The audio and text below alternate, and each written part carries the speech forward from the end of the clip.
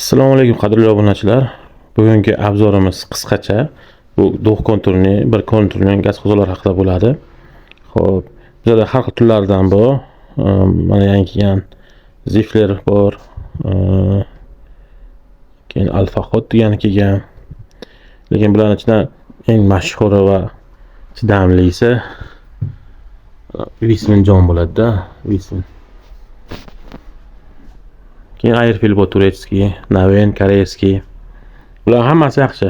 Buni qo'yishni montajiga bog'liq.